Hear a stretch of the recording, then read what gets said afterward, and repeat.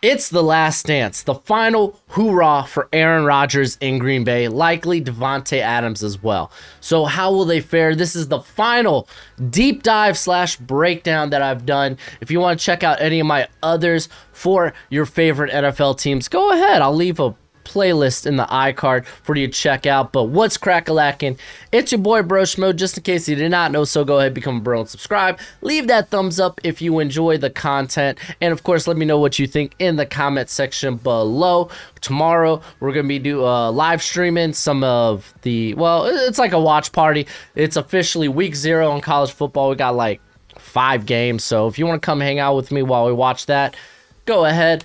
But yeah, this is it. This is the final one. We're going to go over the roster. I'm going to take a look at my projected starters, and I'm going to give you a prediction on how I think they'll fare this NFL season. Let's go ahead, and we're going to start with the offense. And this is a, for all intents and purposes, it is a Matt LaFleur offense. Nothing different than what you're really going to see from like Sean McVay and such. It's a West Coast. It uses a ton of motion. They were 6th in the NFL last year in pre-snap motion. And I think from them bringing back Randall Cobb, from them drafting Aaron Rodgers, they're going to likely be using a lot of jet sweep and jet sweep motion to keep defenses on their toes. It just makes sense. I mean, also last season, they ran RPO at the 2nd highest rate. So, and often when they did that, they were using a lot of screens. So that brings Aaron Jones into play. He's one of the better receiving backs in all of football. Devontae Adams, he was 4th in the league in terms of how many screens that he actually ended up running. This is a team that's very scary around the line of scrimmage. They have a lot of playmakers once you get the ball in their hands that they can do stuff with. They kind of focused on the outside the hashes in terms of passing plays, whether it was on your zips, whips, or out routes. They use that a lot with Alan Lazard, with Robert Tonyan. So this is a dangerous team, especially when you have Aaron Rodgers, the Jeopardy host himself at quarterback. Like I said, this is his final hoorah. He's going to come out, and I think he's going to play. I think he's going to ball. He's going to ball hard. It's going to be interesting because I assume Devontae Adams, he wants out of there now with Aaron Rodgers leaving. It's going to be intriguing where they might go, but that's another video for another time. Let's just continue talking about the roster. Of course, you got MVS, guy that, despite the lack of ball skills, like he's, for all intents and purposes, a body catcher. A guy that's been given significant time, significant snaps, and occasionally he'll hit big downfield.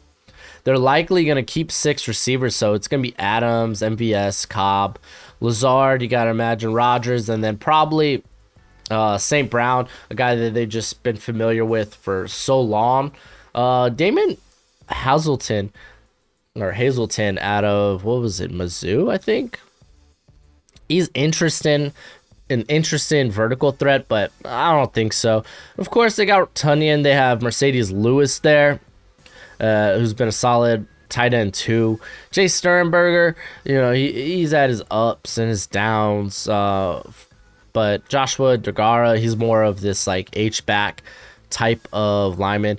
But yeah, the passing game, I think it's going to be fine. You got Aaron Rodgers at the helm. It's going to be great. It's going to be how will this running game, will we see any shifts? Because for all intents and purposes, it was an outside zone blocking scheme that they were running there with Aaron Jones. But A.J. Dillon, I think they're definitely going to incorporate more downhill rushing concepts, just because that's the type of running back he is. And we saw bits and pieces of that last year. I think Kylan Hill is, I think he definitely makes the roster easy. I think he becomes the running back 3 there, just because what he can do in the passing game, man. This guy, with the ball in his hands, is dangerous. So I definitely think he gets incorporated a lot in that. But a lot of that's also going to be how good will the offensive line be. There are some questions there with David Bakhtiari going to be missing a significant portion of the 2021 season. So you're going to probably have Jenkins moving to left tackle there. for a good part of it. So who takes the left guard job? Sounds like it's up for grabs between John Runyan, Ben Braden, and Royce Newman, the rookie. He's looked pretty good in preseason, but they'll probably give it to Runyan. That's who saw the most snaps last season, so I just assume that's going to be the case. I think their biggest question is probably going to be center, man. You got Josh Myers coming in, a rookie center. See how he does. I wasn't necessarily that high on him. When it came to, like, I think I had like a late 3rd round grade on him. He ends up going late 2nd round, so a little early for my taste. But I think he will be fine. They do have Jake Hansen there, the former Oregon Duck himself. I think Lucas Patrick, he's a guy that can play multiple roles. You like this guy's positional versatility. So if they need him to fill in really anywhere, he really can do that. Right tackle, he's probably going to be starting the season right guard. I like that. I like that about him. You got Billy Turner, who's very lackluster, very uninspiring. But the addition of Dennis Kelly, I thought was huge. What a pickup. I think that gives your offensive line a significant amount of depth. I mean, I think he is a good plug-and-play starter wherever he goes, man. Plugging him there at right tackle and then just kind of hoping maybe that position gets better. That's fine. Because I'm not gonna lie, I'm not a big Billy Turner fan. But yeah, Myers probably the big question, and then obviously left guard. But this offense, I think it's going to be fine. They're going to play well. It's going to be a light show. It's going to be a light show. So let's talk about the defense for a little bit then. Let's take a moment to talk about today's sponsor, Underdog Fantasy. Underdog Fantasy is the easiest and the best place to go play fantasy football for big cash prizes. Ooh wee. And let me tell you, Underdog, they got you covered. All you have to do is draft. No need to worry about injuries, waivers, or lineups. Underdog, they got you covered. So go online or use the app, which is pretty slick, and just draft a season-long best ball team, and they take care of the rest. No in-season management required. And they're willing to give you $25 when you sign up, so you can take a shot in their $1 million fantasy football tournament, or you can play in some other best ball leagues, or even make prop bets. Now you get that free $25 on Underdog when you use the promo code BROSCHMO. It's free to sign up, so use promo code BROSCHMO. Bam, you get your $25 once you make your first deposit. So drop a buck in there, bam, you got $26. You big spender, y'all baller. But go ahead, support Underdog. It helps me out. It's always much appreciated, much obliged. And if you're looking for more fantasy content from me, check me out on TikTok at BroSchmo. The link's in the description below. Because they get a new defensive coordinator in Joe Barry. And there we go. And I know he comes from under Brandon Staley, but the last time we saw Barry as a defensive coordinator was in 2016 in Washington, and his defense didn't look like Staley's defense. Keep in mind, him and Staley only played together or coached together for one season. So I expect probably it'll look a little bit more like what we saw in Washington back in 2016. So they're running the 4-3. I think we're going to see a lot of cover 1. We're going to see a lot of cover 3. Last year they ran out of. I still expect them to run like out of the sub packages a lot. Last season I think they were about around 80% in terms of the times they were in sub packages. So linebacker, you really just need one guy to step up. Chris Barnes is going to be the likely candidate there, with probably Devontae Campbell getting a little bit of the share there. That's kind of uninspiring. I mean, you got guys like Oren Burks, Ty Summers. It's easily probably the worst position group on the roster. Isaiah McDuffie is dope, but I really think he's a special teamer, at least to start out, if he makes the roster. But in terms of his defense, man, we're gonna see a lot. We're gonna see a lot of 3-edge fronts. They like to throw guys like Zadarius Smith, like kind of on the defensive line, and then bringing in a third edge. I mean, the Smith brothers, they had over 900 snaps between the two of them. Well, 1,800 between the two of them. And then you had Gary, who had 530 snaps last year. So he's going to get his. Believe me, he's going to get his. It's essentially a starter role in this offense. And he kind of was breaking out last year, which was pretty nice to see. He came out with 9 sacks, 46 pressures. I really think he only gets better. He's developing a lot faster than I expected. He came out of Michigan being a very raw prospect, developing, like I said, a lot faster. Dean Lowry, Kenny Clark, they're likely going to be the guys there on the interior. We might see, I know Keensley Kiki, he's been there for quite a while. He probably gets in on the action there as the third interior player with in terms of snaps. He had like 414 last year. And I mean, he was all right. He wasn't bad. I think he's a good option. Lowry for all intents and purposes. He's more of a run stuffer. And then obviously Kenny Clark, man, he was like the most double teamed defensive interior player in football last year. The guy does it and does it well. Looking at some of the other guys, Tyler Lancaster, he's been with the squad forever. I can't imagine him not being there, but they have like 3 rookies here that are very interesting. Carlo Kemp, I don't think makes a roster out of Michigan. Jack Hefline, an older prospect, not a lot of upside, coming out of I believe it was Iowa. I know he used to play for Northern Illinois. Tadarius Slayton, though, that's an inch. I like that. I like him in a backup nose tackle role. Very imposing size, and he was good in bits and pieces for Florida. So I kind of like that. I kind of like him being the backup there. The secondary, I think it's gonna be great, man. The secondary is real good. They have one of the best safety duos in all of football with Adrian Amos and Darnell Savage. I'm kind of cool with if they go into like cover one. I'm kind of cool with Savage or Amos kind of like being the freelancer back there, the center fielder. More so Savage, he's got a bit better range, but Adrian Amos, man, you'll never catch that cat out of position. Jair Alexander, one of the best corners in all of football. I think Chadon Sullivan, he's done enough to hold on to the slot role there.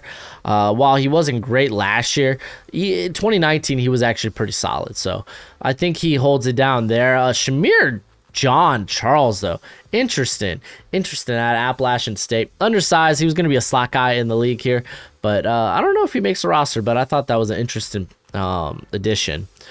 Who now is Eric Stokes going to take over for Kevin Keene?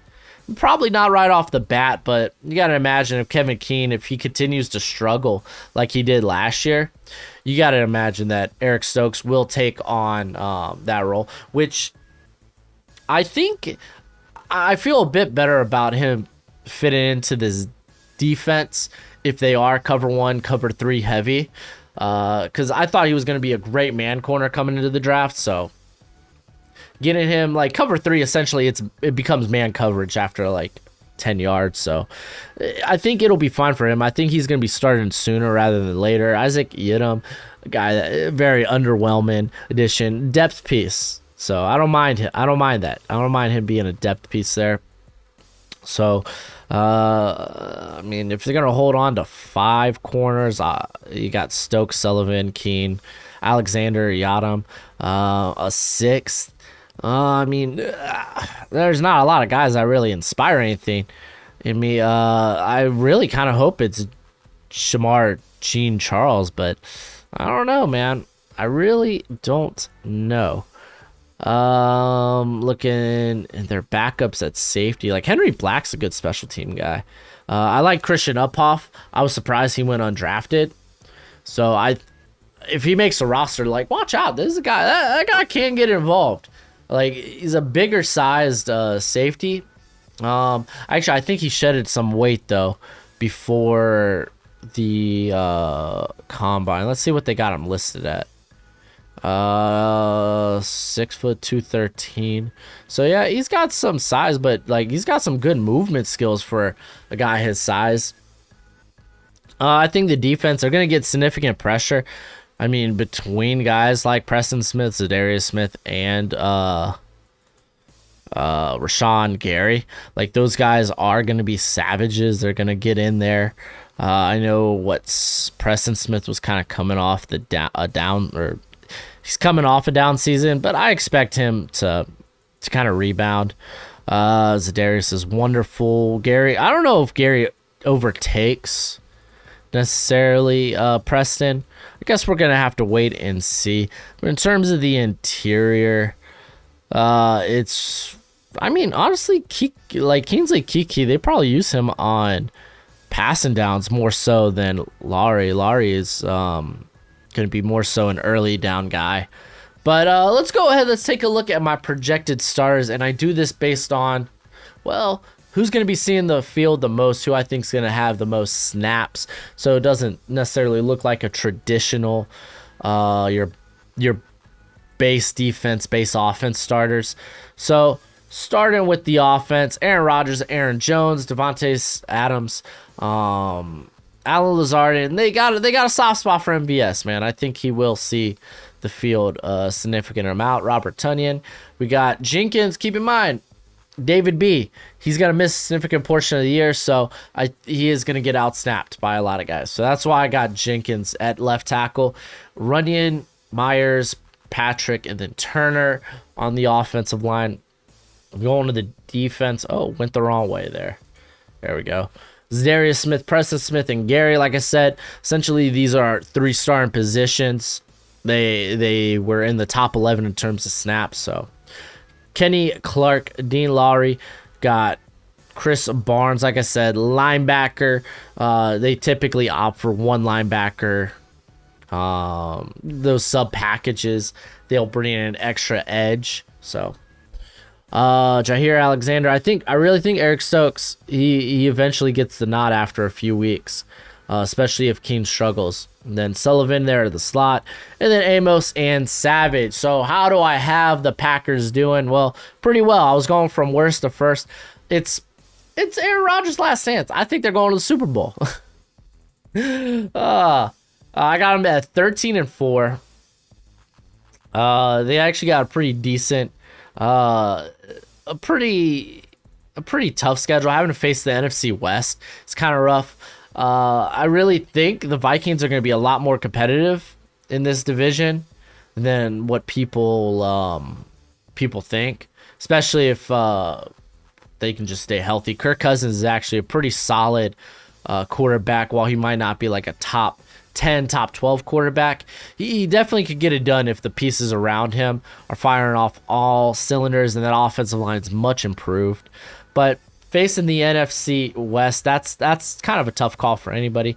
And then they have to go face I believe the AFC North, right? They got the Bengals, Browns, Steelers, and Ravens, which that's the toughest division in the AFC. It just is. So, and I actually have them doing well. I think they actually they only lose 1 game to the AFC North. They lose 2 division games because this division's pretty good. For the most part, division teams play each other fairly well. And I would say that the NFC North, it's up there with teams that play each other extremely close. With the NFC least, the NFC East probably being ahead of the curve there. It doesn't matter how good the teams are or how bad in the NFC East. They all play each other like they're on like similar footing. It's real weird. But like I said, I think this team can and will make the Super Bowl. That game against the Chiefs week 9, that's going to be juicy. But let me know what you think. This is Aaron Rodgers' last dance, his last hoorah. So I'm giving it to him. But let me know what you think in the comment section below. That's it for the video. Go ahead, do that YouTube thing. And as always, until next time, you be easy, my friends. Later.